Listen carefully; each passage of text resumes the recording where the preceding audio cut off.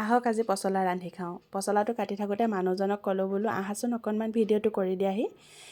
তেখেতৰ কামবোৰ সামৰি সুতৰি থৈ মোক অকণমান ভিডিঅ' কৰি দিলে বাৰু দেই।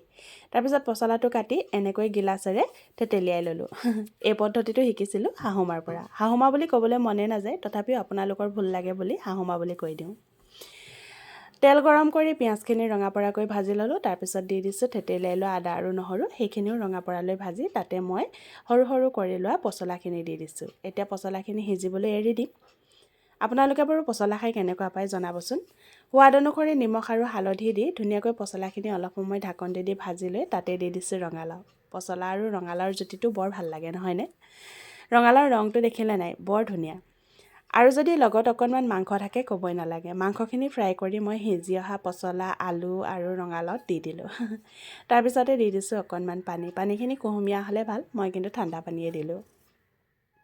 এতিয়া পূৰা উতলিবলৈ এৰি দিছোঁ। দেখিছেনে বুক বুককৈ উতলিছে। আজি পিছে পচলাৰ লগত ভাতকেইটা নাখাওঁ। আজি ৰাতিপুৱাৰ সাঁজটো পচলাৰ লগত লাচ্ছা পৰঠা খাম।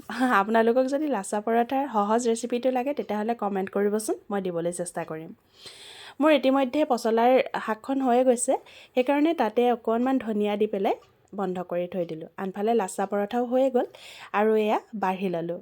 আজিলৈ মানে আকৌ লগ পাম অন্য এটি নতুন ভিডিঅ'ত।